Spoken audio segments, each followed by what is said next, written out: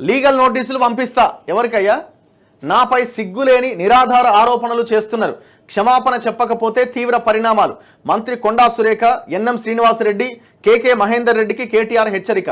నిజానిజాలు తెలుసుకొని మీడియా సంస్థలకు నోటీసులు పంపుతానని వెల్లడి.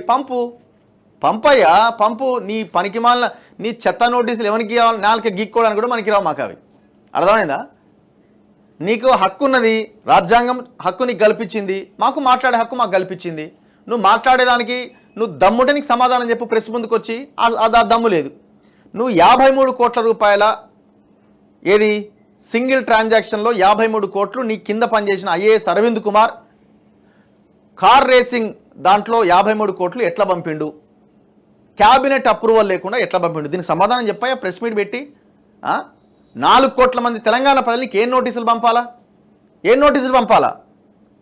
నువ్వు మాకు నోటీసులు పంపుతున్నావు. ఈ 53 కోట్ల విషయంలో రాళ్ళు పట్టుకొని రెడీగా ఉన్నామని జనం అంటున్నారు. మరి ఏం సమాధానం చెప్తావు జనానికి? 53 కోట్లు అంటే 53 రూపాయలు అనుకున్నావా, 53 వేలు అనుకున్నావా? ఎవడబ్బా సొమ్మని మీ అయ్య మీ తాత సంపాదించిన 53 కోట్లు వానికి పంపించమన్నావా? దాని గురించి ఇంతవరకు ఆన్సర్ చెప్పినావా? ఒక ఆన్సర్. రెండోది, ఔటర్ రింగ్ రోడ్డు 7,000 కోట్లకి తెగనమ్మిన 30 సంవత్సరాలకి వానికి అమ్మడము, వాడు ఐఆర్బీ అనే ముంబై కంపెనీ నీ పార్టీకి 25 కోట్ల ఎలక్టోరల్ బాండ్స్ రాసివ్వడము. ఎవడి సొమ్ము, ఎవరికి అమ్మినావు? దీనికి ఆన్సర్ చెప్పు. ప్రెస్ ముందుకురా, దీని మీద మాట్లాడు.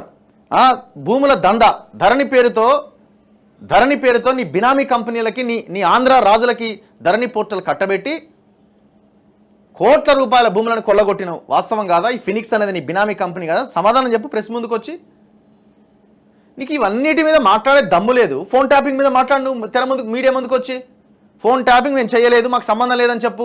మేము చేసి ఉండొచ్చు ఒక 2-3 అంటే మరి జనాలు ఏం చేయాలా? ఏం నోటీసులు పంపాలా నీకు?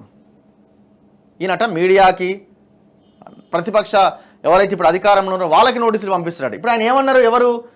కేకే మహేందర్ రెడ్డి. అక్కడ మేము ఫోన్ ట్యాపింగ్ జరిగినట్టుగా మేము భావిస్తున్నాము అని నేను నాకు ఇంటర్వ్యూకి వచ్చి చెప్పారు. ఇంకా ఇంటర్వ్యూ ప్లే అవ్వలే. మేము డీజీపీకి లెటర్ ఇచ్చినాము, ఒక వినతి పత్రం ఇచ్చినాము. నా ఫోన్ ట్యాప్ అయినట్టుగా నేను భావిస్తున్నా, కేటీఆర్ఏ ట్యాప్ చేయించినట్టుగా నేను భావిస్తున్నా, ఎలక్షన్స్ మొత్తం కూడా మ్యానిపులేట్ అయినాయి, అట్లా కేటీఆర్ గెలవగలిగిండు అని ఆయన వెళ్ళి డీజీపీకి కంప్లైంట్ చేసిండు. ఆయనకు హక్కు లేదా? నువ్వు ఒక డీజీపీకి కంప్లైంట్ చేస్తే నువ్వు దానికి లీగల్ నోటీస్ పంపిస్తా అంటే ఎట్లా ఇది? అసలు నువ్వు చదువుకున్న వాళ్ళకి నీకు ఎవడు సలహా ఇస్తున్నాడు? అధికారంలో ఉన్నప్పుడు కనీసం బయటికి రాకుండా అట్లా వాళ్ళని హౌస్ అరెస్ట్ చేసి నిర్బంధించినావు. అధికారం పోయిన తర్వాత ఇప్పుడు లీగల్ నోటీస్ అంటున్నావు. నీకెంత లీగల్ నోటీస్ పంపే రైట్ ఉన్నదో వాళ్ళు కంప్లైంట్ చేసుకునే రైట్ వాళ్ళకు కూడా ఉన్నది. నీకు దమ్ముంటే, చేతనైతే నువ్వు మీడియా ముందుకు వచ్చి అడ్రస్ చేయి, ప్రెస్ని అడ్రస్ చేయి, విలేకరులను అడ్రస్ చేయి. శాత కాదు. ఇగో కేటీఆర్కు భయం ఎందుకు? ఫోన్ ట్యాపింగ్లో ఆయన ప్రమేయమే లేకపోతే అంత కలవరం దేనికి? నోటీసులు ఇస్తే జవాబిచ్చేందుకు సిద్ధం. జైల్లో ఉన్న కవిత రుద్రాక్షమాల కావాలని అడుగుతున్నారు. 10 ఏళ్లలో ఆమె మెడలో తాలిబొట్టు ఎన్నడూ చూడలే. జైలుకు వెళ్ళాక తాలి గుర్తొచ్చిందా? మంత్రి కొండా సురేఖ విమర్శలు. అసలు మీకు పరువుందా? ట్యాపింగ్ దేశద్రోహం. పోలీసులను ప్రైవేటు సైన్యంలా మార్చుకున్నారు. ఎమ్మెల్యే ఎన్ఎం శ్రీనివాసరెడ్డి. నీకు దమ్ముంటే కేటీఆర్, నీకు దమ్ముంటే ప్రెస్ ముందుకు వచ్చి రాధాకిషన్ రావుకి మేము చెప్పలేదు, రాధాకిషన్ రావు చెప్తున్నది తప్పు అని చెప్పు. రిమాండ్ రిపోర్ట్ బయటకు వచ్చింది. పోలీసులు ఎవరి ఆధ్వర్యంలో పనిచేసిన లాస్ట్ గవర్నమెంట్లో? ప్రభుత్వం మీదే కదా, నువ్వే కదా యాక్టివ్ వర్కింగ్ ప్రెసిడెంట్ నీ పార్టీకి.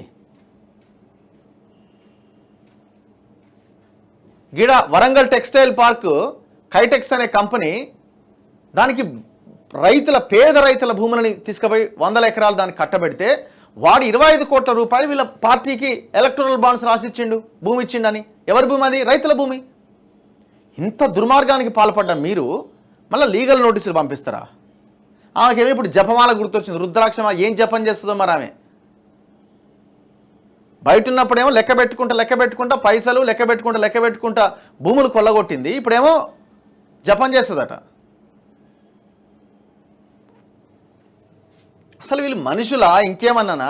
వీళ్ళకి పరువు ఉందా? ఏమన్నా కనీసం పరువు నష్టం దావా వేయడానికి వీళ్ళకైనా పరువు ఉందా జనంలో? అరే నీ బిడ్డ అరెస్ట్ అయితే తండ్రి మాట్లాడలేని దారుణమైన సిచ్యువేషన్లోకి మీరు నెట్టబడ్డారు. కన్న బిడ్డ అరెస్ట్ అయితే కనీసం ఒక తండ్రి ఈ అరెస్టు అక్రమమనో ఈ అరెస్ట్ ఇట్లానో అట్లానో కనీసం మాట్లాడలేని సిచ్యువేషన్లోకి మీరు నెట్టబడ్డారంటే మీకు ఒక పరువా, మీకు ఒక కథ.